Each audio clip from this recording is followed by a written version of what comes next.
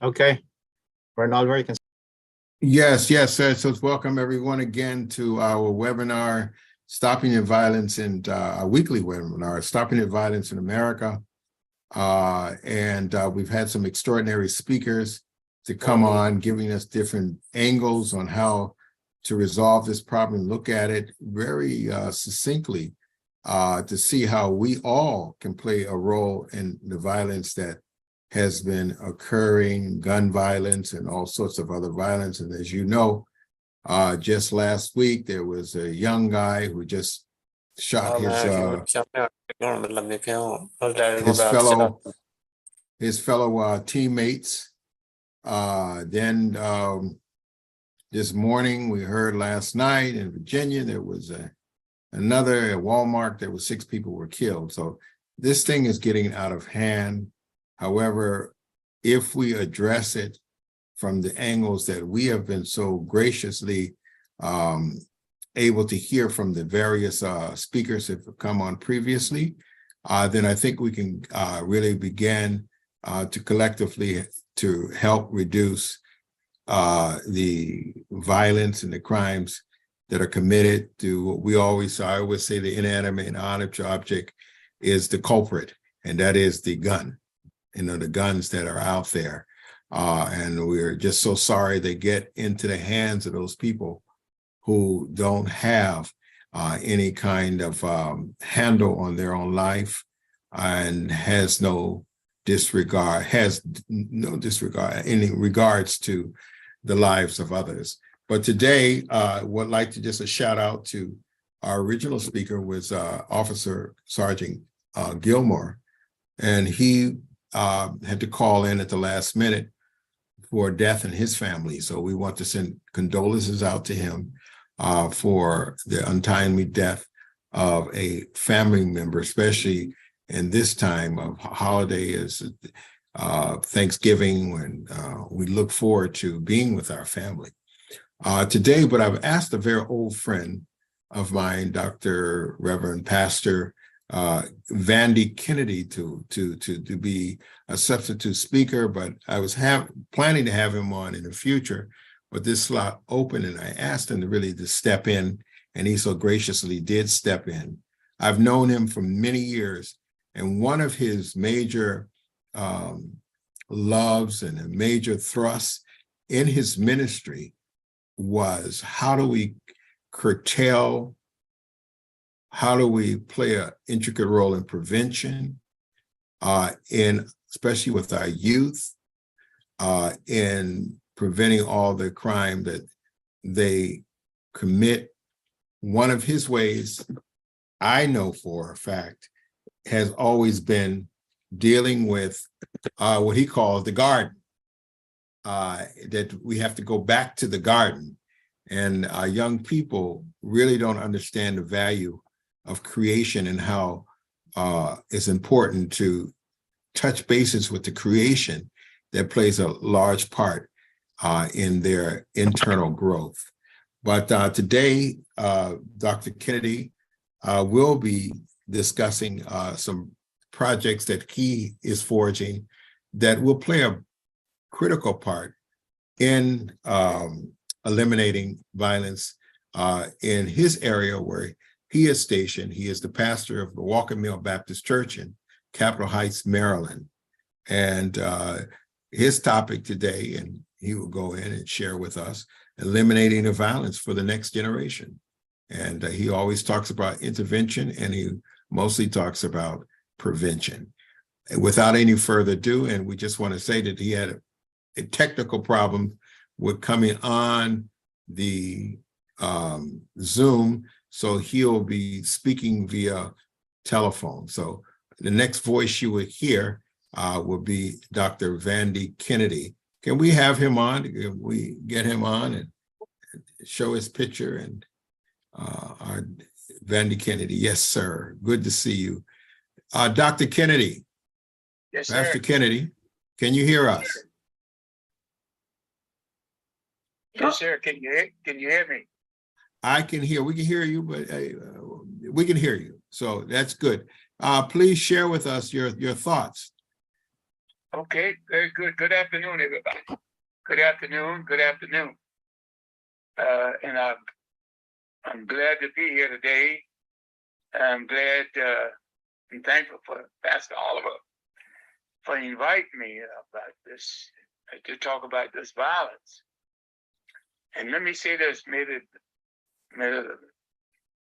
joy of the Lord be your strength, and that we can walk by faith and not by sight, and continue to give Him the glory, the honor, the praise, and the power. So I just want to talk a few minutes about the violence that we are having. Not only the violence, the killing and stealing and the carjacking, and there's violence in the home. There's violence in there's violence everywhere. You don't have to.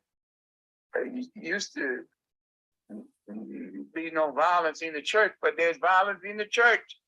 They come and kill in the church as well. So we're talking about violence all over the land. Let me just also mention to you that I'm 85 years of age, and I said I was coming out of retirement to help the people with this violence, because I put a program together in 1995, and I've written a little book about it, so that it would help communities, municipalities, and townships and what have you, to be able to deal with this violence. And so, as we talk about the violence, the main thing we need to talk about is our children. And if the children is not getting any teaching, and things are not going their way, then they're gonna find something to do. You know that, and I know that. So we understand that the top thing that we're talking about right now is the violence that's in our everyday life. Violence is all over, and so therefore, violence would be the number one thing that we talk about today. And as you know, every time you turn on the television, it looks like there's a shooting going on. Like Reverend Oliver just talked about the shooting last night in Virginia. So there could be violence in your home and violence in the street, violence in your neighborhood.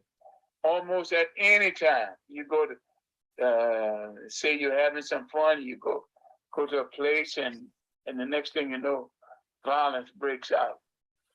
And so that really struck me when there's so much violence in the school. So it's almost impossible for kids to learn, for thinking about what's going to happen now, what's going to happen to me now, and the fear of even going to school. So that's a very that's a main problem that we have, the fear of the children going to school. But as I mentioned, that number one key thing that we talk about today is that violence. I just come to tell you, there is always a way out. There's always a way out, and there's always a way. And so, as we look, I was getting ready to write down the education from, let's say, from 5 to 6 years of age. School is only open about 5 hours a day now, and the school are closed. So what happened to the buildings when the school are closed, and the community have not taken up anything else that to keep things going? Let me just mention a few things. We used to have, as you know, what they call the latchkey program. And if everybody know what the latchkey program is, just say amen. Just say amen. And nobody say amen, so many people don't know about the latchkey program. There's also was the before and after school program. And maybe somebody knows something about that. Well, all of that is stopped because of the pandemic. All of that. So therefore, something else that we have to do. We have to start it up or do something else to keep it going. The next thing was the PTA. That was another thing that was going on. The community was working together and working together along with the school. Now the community is not working with the school, and the school is not working with the community, and the child is pretty much out there by themselves. The other thing I want to talk about is that there used to be what we call the vocational school to help our young people. And there's no vocational school right now. There's also the GED program. That's not moving anymore. So all of these programs are out, and there's no communication with the young people. And no one have set program in that space in order to help the young people out. I came up with the idea no, I didn't come up with the idea. No, it was in me from the beginning. You can take the boy out of the country, but you can't take the country out of the boy. And that country part is still in me. I've been working a garden for the last 35 years now. And at least your children could come to the garden after they get out of school, if you had one for them. We have it so right now. You can have garden in your home. Call it town garden, and it works well. The only thing you have to do is put in little cubes and some water and keep it water. And grandmama can grow her garden right there in the living room. So there's many things that we can do if we just put our head together and to get it done. Now, you see all the violence and what have you that's going on. Let me just mention another thing. If you ride down the country, and people used to have garden in the backyard. There is no more garden in the backyard. There's no garden in the backyard. And so that to me caused a problem, and a major problem, because there is faith without work is dead, as you know. And so another thing that it shows me is that when we leave the garden, we left God. And so there's a whole lot of things that we have to do to come together and do it in a way that really would help out. So I talk about one thing, which was the violence. The second thing I talked about was the education. The education is key to our community and to our family, especially to our family. And so the thing that I'm talking about, bringing the family together, would be the garden. The best thing in the world for a family would be able to grow their own food. If not all of it, at least part of it. Because if you look at the third thing that I need to talk about, would be the environment. One time, as you see the storm and hurricane right now are going on, large farmers are not able to farm anymore. They're not able to farm, and the way the fire is going on in California, and the storm and the hurricanes in Florida. Once you see something like that, the whole state is covered. The whole state is affected. Not only the whole state, but the whole country is affected. It might be in one community or one state, but it affects all of us. And so, therefore, right now, if you look at the snow that's in Boston, I think there's 7 feet of snow. And you can't plant nothing in Boston in that whole area because you can't plant it on the snow. But the key thing is to let you know is that the 3 things that I talk about, the number 1 was the violence, number 2 was the education, number 3 was the environment. So the environment is the thing that we really need to work at. But the key thing is, I know that we can put things to work in order to get this done, in order to do it. But we need to do it together, and the key thing is that we need to bring everybody together. We need the community. We need the local government. We need the Board of Education. We need the police department. We need the housing for the homeless, because we need to look out for them too. The blind, the crippled, the whole. We got to look out for all of them. And it's our responsibility to take on all, not just 1 or 2. I'm hoping I'm talking to somebody that we can come together and make it work. Now I have this book, and if you need it, I could also link that to Pastor Oliver, so that everyone could get this book and take a look at it.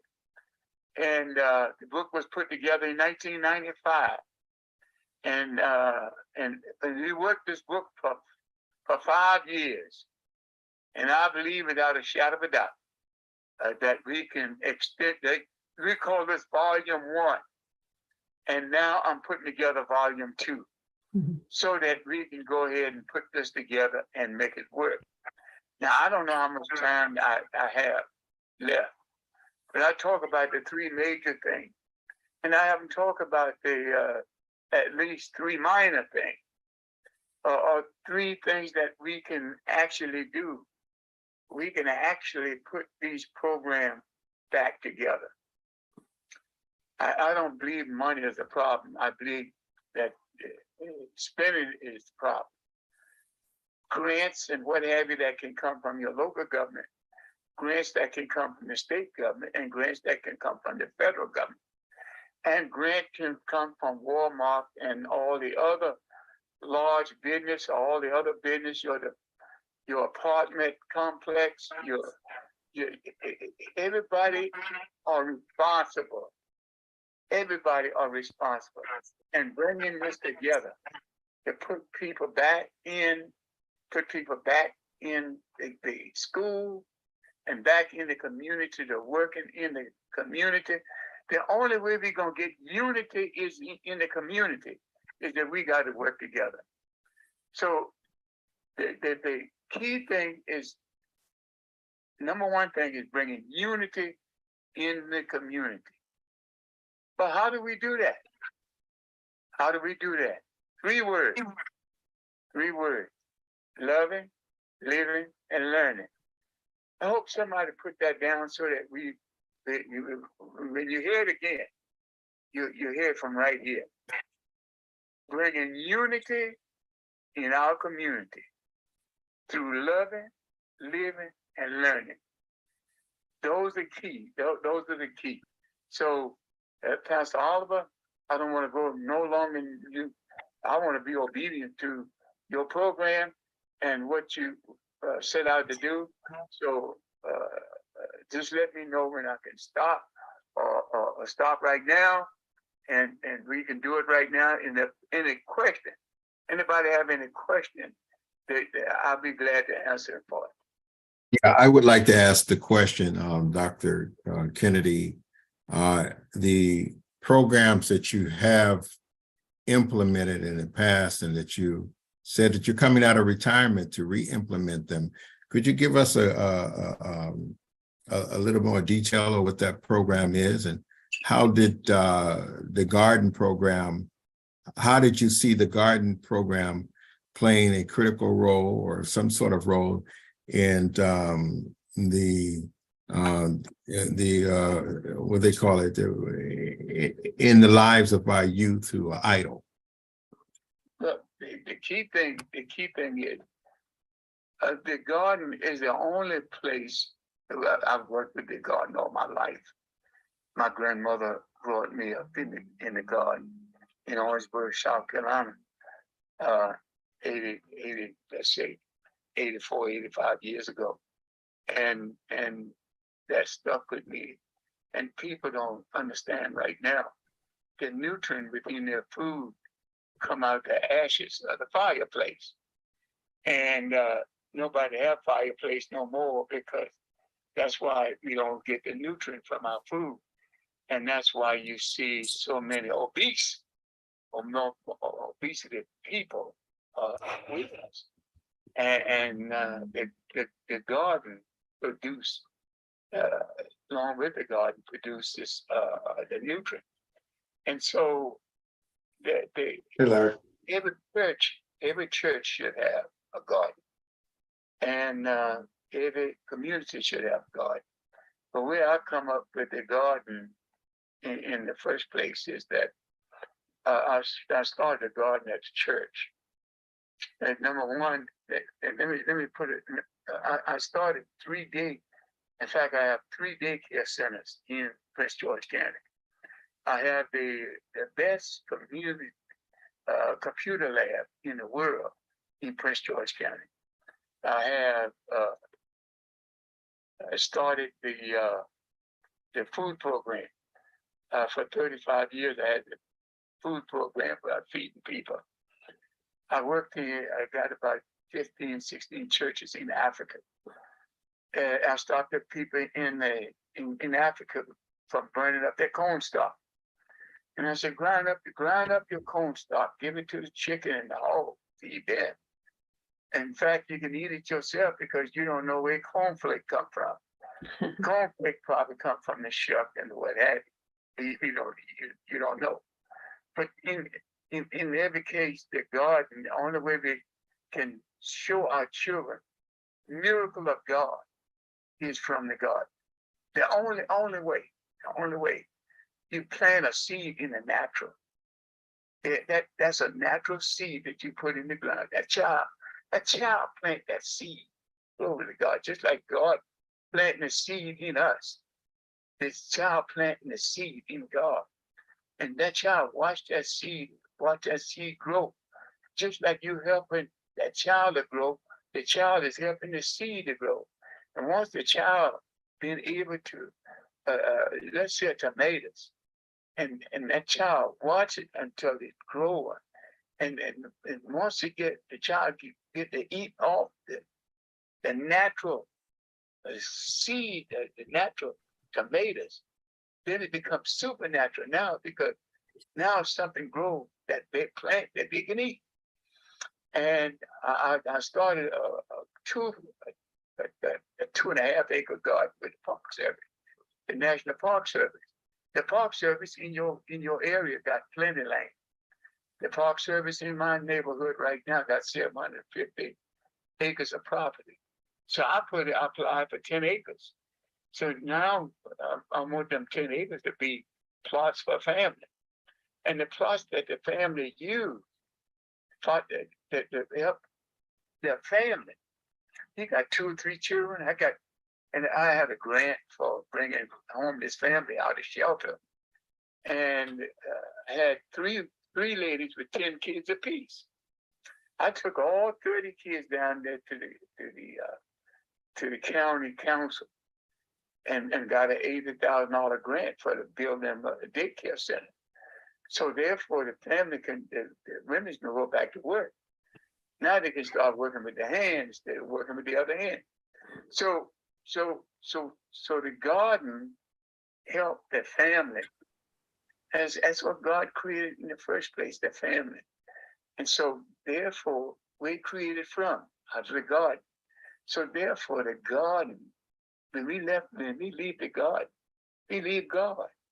And so therefore providing your own food, which is the best in the world anyway, when you grow your own food, because most food in the store got preservative on it. And it takes a long time to get to the store. And the store got to try to preserve it so that so a lot of time you can preserve it instead of the food. So It's true. and the key question, how did the garden come into this thing? The garden was in it from the beginning. That's all. Yes, thank you very much. I would like to ask, Dr. Jenkins is here as well, Pastor Kennedy, and I'd like to ask Dr. Jenkins if he had any questions for you. Okay, go right ahead. Go right ahead. Thank you, Reverend Oliver. Can you hear me? Loud and clear. Oh, good. Dr. Kennedy, so great to hear you. Thank you for your thoughts on reducing crime and building a better community. One point I wanted to ask you, you're famous for your creating a boxing training program at your church and a beautiful boxing ring out back. And you've created some national champions, Golden Gloves champions. How did that help bring people out of being, vulnerable to the gangs or to the violence? Can you tell us about your boxing program and how that changed some lives there? Well, the boxing actually grew a program give young people, number one, something to do, and with the boxing brings on discipline. And I used to box myself, and that's the reason why I know that boxing really helps you and keeps you out of the street, keeps you from gang. But in fact, you got a gang when you got a boxing team, and working together keeps your body healthy, and you got your young people being able to compete with one another. And allowed looking at them doing 500 setup makes me go back into exercising myself. So the boxing also helped with the education, because in our boxing gym you have to maintain a certain average to be in the gym. If not, you have to be in tutoring and mentoring until you get your lesson the way you're supposed to have it. And that's another great thing. Right now, I just don't have enough room for boxing. I have 2 boxing space, and I don't have enough room. I need at least 3 or 4 warehouse. Amazing. I know Bishop Stallings' son, young Paul, went through your course, and his life really changed from that. Yes, sir. I mean, if you want to stop the drugs and the violence, see, a person, knowing how to fight, don't look for fight. They stop fight. They stop it. They stop gangs because they're disciplined. Plus, their hands are insured, so they stop do everything to stop violence outside the gym. And so the other thing, the training in the gym, you're not allowed to discipline your children no more, because the child 5 and 6 years old died 911 on you. Oh my gosh. Me over the gym. You've had that happen where a child called 911? Yeah, That's terrible. Yeah. Yes. 911 on you in a minute, and have the parents put in jail for child abuse. Man, oh man. You didn't, Lord have mercy. Yes. So therefore, sometimes single parents have a hard time raising a 12-year-old boy. Once he get 12 years old, my God, you as an Indian, you put in the wilderness when you're 12 years old. You have to find your way back home. 12 years old, you consider pretty much a grown up, and their life begin early in life. And with the hormone right now kicking the way it is right now, my God, I wonder why so many other people have been going crazy because of no discipline. And the young people that are single parents need help. They need help. I mean, with their young boys, especially if the young person have some disability, they need support. They need help. Well, number one, we are the church. We are the church in these areas that support. Yeah, I love preaching. I love preaching just like anybody else. But what happened when you stop preaching and stop praying? Where's the result? So I'm always looking. I'm praying every day, but I'm looking for a result. Thank you, Dr. Kennedy. Thank you, Reverend Oliver. This is the real deal, right on the ground. And one of our finest pastors in the ACLC, Dr. Kennedy. Thank you so much, Doc. You need more room for boxers. Wow, that's amazing. He's created many champions. Thanks, Dr. Oliver. Thank you. Thank you, Dr. Kinney. Well, you know, as he was speaking, one of the things he did say, and one of the things that we are diligently working on, and that is, as I had said, we have had some incredible, such as yourself, Dr. Kennedy, incredible persons on coming from different angles. We have law enforcement. Actually, Sergeant Gilgore was supposed to be on. Gilgore. He was supposed to be on, but he had death in his family. Next week, we have 2 officers from Macon, Georgia, Great. that will be on. And we have some previous law enforcement. We have people who have come to talk about mental health, and also those who work in the streets with these street gangs, and just a plethora of so much wonderful and information. And I agree with Dr. Kennedy that we're working together. So let everybody know, everybody can chime in. We've already began to have an off webinar discussion with some of the key personages, people who are on here, have given wonderful discussions, and see how we can work collaboratively to the point where we can go even around the country. We're not trying to invent a new wheel, but what we're trying to be is how can we be more of a catalyst to bring the best practices together to make a sustainable and measurable difference in different cities throughout the United States. And might could be a model, not a model for a program, but a model of how we can work together, like Dr. Kennedy said. You know, the police force, the mental health, the people who can go out there and go out in the street, all sorts of areas, and in the garden. All of these things are incredible. So I would listen. Anybody, I see Andrea had a question. What Dr. Kennedy is illustrating is our lack of wholesome and holistic living contributes to the discontent and eventually violence. Yes, we are not home with ourselves, our families, and our communities.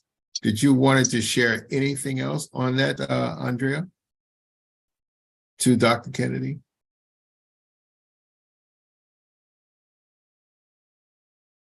Maybe she can't hear right now. Oh, okay. I don't even see where she is. Oh, I see. Yeah.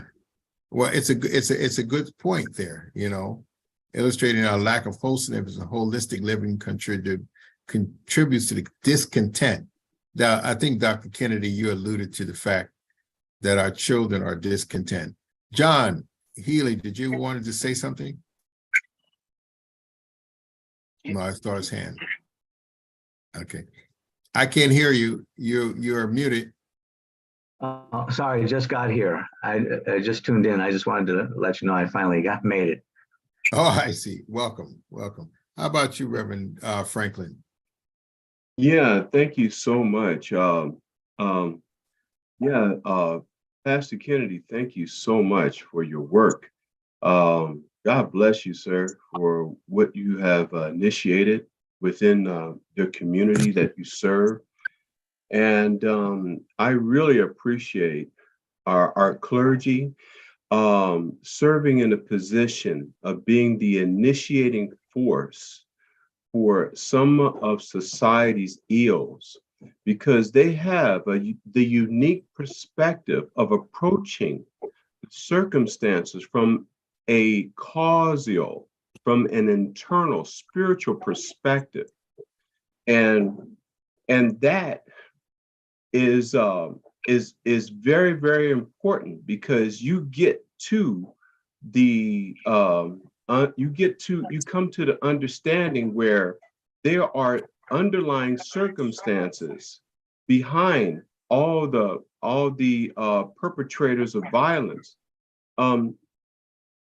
The churches, as well as I love to see the churches get together with, I guess you can say, with sociologists, with scientists, to be able to formulate a doctoral type of understanding of showing some factual evidence that underscores how the processed foods are having a biological effect, a physical biological effect on our mind, on our bodies. That's right. As Dr. Kennedy, Reverend Kennedy was talking about, is that some of the processed foods, they're injecting with certain hormones, and that's leading towards a lot of obesity. And also we're malnourished because the foods are not getting the proper natural nutrients into the soil that our body needs. So we feel full at the end of the day. We see our second generation and our third generation. These kids are huge, but we weren't like that when we were growing up, or our parents were not like that when we were growing up. So, and then at the same time, the government has played such an instrumental role of promoting these industrial farming techniques. And so I would love to see the religious community, as well as those other scientists who are holistic minded, to come together to create a coalition that will help underscore the need to get back towards the natural organic way of processing our foods again. And this thing too, that hits home when he said that you can't discipline your child, or otherwise you lined up going to court. That happened to my sister. Her two kids, my sister, spanked her children. Her two kids, they were like, around 8 or 12 years old. And they called the police. And my sister had to go to court because of that. I think I turned out all right. My mom whooped me. My dad whooped me. My grandma whooped me. I think I turned out okay. And so these interventions, of which are undermining our natural organic way of growing up, taking the rights of parents, all of these things have to be addressed, and under a form where we really talk about unsurfacing these real underlying causes that are really crippling, our communities. And here in Elizabeth, there used to be Elizabeth used to have a boxing gym as well, as Dr. Kennedy was talking about. And a lot of great athletes came out of Elizabeth, New Jersey, but they stopped that. There's a lot of underlying reasons for that, but I won't get into that. But those are just some of my takeaways of what he's saying. And I just wanted to share that. Thank you so much. Man, you're right on it. You're right on it. You're right on it. Good God Almighty. May I say a few words? Sure, Reverend Devati. Hi. Yes, I think also we have to emphasize on the family instruction that has been compromised in our culture to some degree. And the children are, when I speak to many young people, young people means under 30, I see that maybe like 80% are from broken families. And it really hurt the heart of my heart. And also their anger is really a reaction to that desire to be loved by a father figure, by a mother figure. And some of them, I see that they have grow up in a environment that their own mother and father was missing. So someone else has to really take that position, which probably wouldn't have that unconditional love of a father or mother. So I think that also we have to really bring into this picture that family, that original nuclear family have to be rebuilt again. And we have to really emphasize on that, how a love of God through a father figure, love of a father, which is more boundary of discipline, and the love of mother, that has to be emphasized in the part of education, like a true family values, educational aspect or, youth, so that their anger should be addressed and be redirected towards a positive. That's what I want to mention. Reverend Oliver. Yes. Thank you, everybody. I think I'm so honored to see Reverend Esteban Galvan, our brother from in leadership for decades and now a professor in the Bronx. Esteban, thank you for being here. What's your latest insights on reducing the gun violence, reducing violence in New York? Thank you, Dr. Kennedy, and thank you, Dr. Jenkins. Yes, Dr. Kennedy, I like what you really shared. We've had a recent, there's a lot of violence going on day and night here in the Bronx, and yesterday. It's very disturbing now. It's gone way completely out of control. Education is what I'm approaching that with especially with the Hispanic population, Black population, and we are really under fire right now. I think that what you shared, Dr. Kennedy, is, you say you're 80-some years old, and God bless you, brother. I think if you could just think your life has just begun. What you're doing, I'm glad you're on this program with Reverend Oliver, that we can really continue to deepen your legacy, be part of your legacy. And you can share the skills so that there can be an integrate the personal and the professional. And that's what I'm doing right now, educating people not to react in a violence with violence, but that if we can react with a peaceful action. So action steps in a professional way.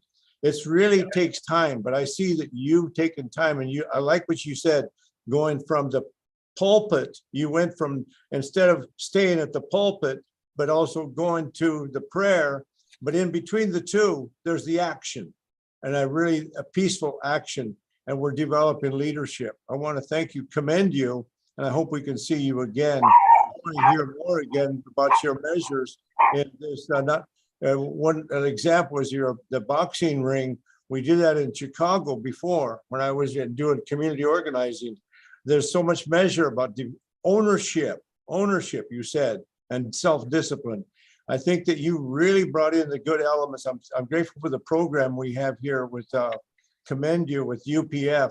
I really am getting to see how it's important, networking, how we can do this on a national level, not on one little area and just keep, with our head in the sand, but instead open up to see what works. I like that. What works in other areas. And we can continue to do that. And happy Thanksgiving, everyone.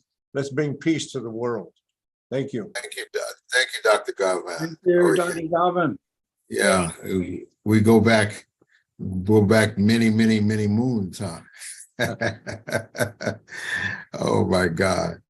Yeah, thank you. You're so correct. As we are in the process of closing, I would like to ask someone else if they have some words to share, and then we will, ask Dr. Kennedy and thank him for all that he shared.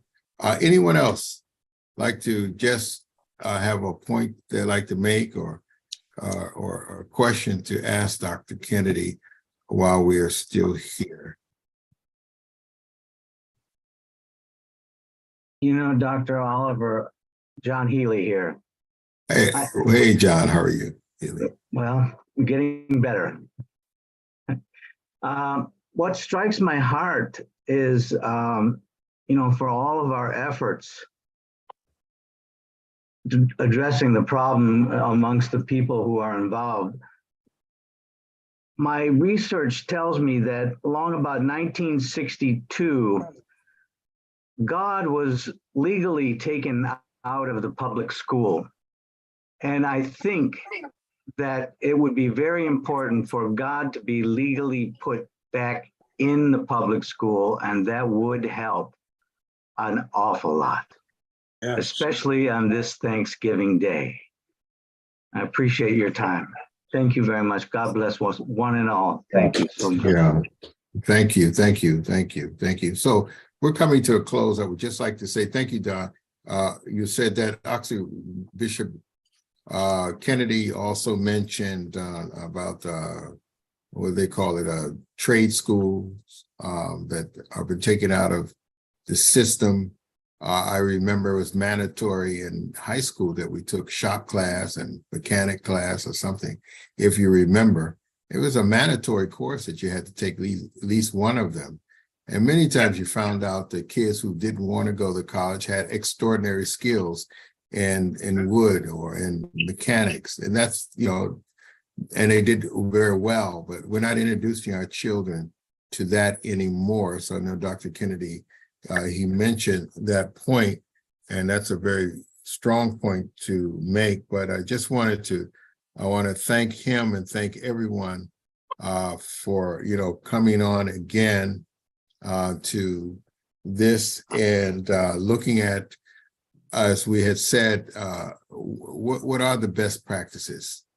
And I think UPF and what we're doing, especially the pastors, I want to just say this, Kirk Franklin had an old song, and he used to say it was a rendition of dun, dun, dun, dun, dun, dun, dun, dun, dun, dun, dun, dun, dun, come on. And he did a rendition of it, and he would say, the pastor taught me how to shout, but he forgot to teach me how to live. And I think that this is where the religious community, someone had put in the mentors coming from our religious leaders, mentoring coming from our religious leaders, is not only to teach us to have the Holy Spirit, but how do we live in a society? How we teach our young people who do not have that family structure, do not have the fathers in the home, but those male pastors play a very critical role in being that kind of father figure to help them how to live, not only how to shout, but how to live. So I'm really thankful, Dr. Kennedy, Reverend Kennedy, Pastor Kennedy. I want to thank you so much for what you have presented, and you've always presented from your heart and your concern for others. Anytime, Pastor Oliver, anytime anybody need me, anybody want me, I also have a book with the plan already set up. So the plan that I can send you a link of with the book so that you can share it with anybody. And also it's only $6. Only $6 for the book, and to help us to produce more. And like you say, it's for the local, it's for the state, it's for the county, it's for the rec, and actually it is for the nation and the world. Because I got 2 calls from Africa that is no rain for 3 years. so then they need the help as well. So therefore, if we could just, I'm ready to stop talking and start doing this. That's why I'm coming out of retirement. I'm ready to go anywhere, any place. And as long as we have this set up, I'm putting contracts together. Contracts so that anybody want, a need, a desire, they sign the contract and we get it on. I would love to go to New York, good God Almighty, and put on what we share in the book, so that the leaders in New York would have the book to make it easy for them and make it. You got to remember, all of us in this together, and we're not working together. The local government is seeing this, the state government is seeing this, the federal government is seeing this, the Army, the Navy, Marine, all of they still getting paid. If you're not fighting no war, there's a war in the neighborhood. So let's start getting. We can do this. We can do this, and God given us the ability to do it. Thank you so much. God bless you and never smile upon you. God bless you, Dr. Kennedy. That's wonderful. Thank Yeah, you. thank you. Thank you. I'll give you a call, Dr. Kennedy. We do have a group of people who would love to collaborate with you as well. Everybody, thank you again for coming on. Thank you, Dr. Jenkins, my dear friend, Reverend Galvan. Thank you. Send my best love and respects to your beautiful wife and wonderful sister, and all my brothers here, and Dr. Franklin, thank you so much. Reverend Reed was on, but he didn't say anything. He was listening. We'll hear from him another time. And I want to say to everyone, happy Thanksgiving and God bless, and we'll see you next week. God bless. Thank you, Reverend Oliver. Thanksgiving, everybody. What's the name of the book, Reverend Kennedy? What's the name of your book? The Walker Mills Development Corporation, working with the National Park Service. The Walker Mill Development Corporation. Yeah, so you can send it. I'll get it and get that out to everyone. That'd be great. The link. Yeah, sounds great. Thank you so much. God bless you. Bless you all. Happy Thanksgiving. Happy Yeah, Thanksgiving. happy God bless. Thanksgiving. Bless, Esteban. Oh, God bless us. God bless you, Happy buddy. Thanksgiving. so Thank much. you. Thank you. Good to I'm see so, you. Reverend so glad I Jenkins, could get there. Reverend At least to Oliver. say Thank that. you. Thank you. Thank you. so Thank you, Dr. Franklin. Geller. Thank you Dr. so much. Kennedy. Appreciate everything. God bless Bye-bye. you. Very. God bless. Thank you. Thank you so Happy much. Thanksgiving. Happy